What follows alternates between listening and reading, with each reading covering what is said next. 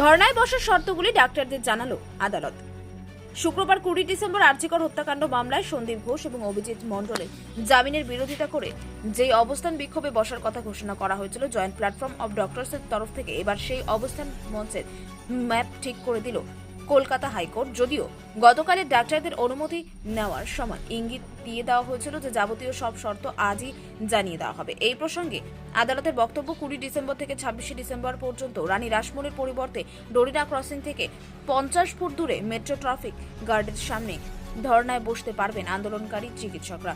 40 foot by 23 ফুটের মঞ্চ বেশি তৈরি করা যাবে না। পুরো এলাকা ব্যারিকেড দিয়ে ঘিরে রাখবে পুলিশ। 200 থেকে 250 জনের বেশি সেখানে থাকতে পারবে না। পুলিশের তরফ থেকে ভিড় কমানোর অনুরোধ করা হবে যদি যানজট অতিরিক্ত মনে হয়। সাধারণ মানুষ যাতে শান্তিপূর্ণভাবে চলাফেরা করতে পারে এবং কোনো রকমের অশান্তি যাতে না হয় সেটা নিশ্চিত করতে হবে ডাক্তারদের।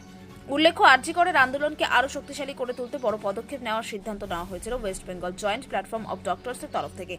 ধর্মতলায় ধর্নার বসার সিদ্ধান্ত নেন তারা। সংগঠনের সদস্যদের লক্ষ্য ছিল চলতি মাসের 17 থেকে 26 তারিখ পর্যন্ত ধর্মতলায় ডোরিনা ক্রসিং এ অস্থায়ী বিক্ষোভ মঞ্চ তৈরি করা। এই মর্মে সংগঠনের তরফ থেকে কলকাতার পুলিশ কমিশনার মনোজ বর্মাকে মেল করা হয়, কিন্তু তিনি অনুমতি না দেওয়ায় আদালতের দ্বারস্থ হন ডাক্তাররা এবং সেখানে তারা অনুমতি পান।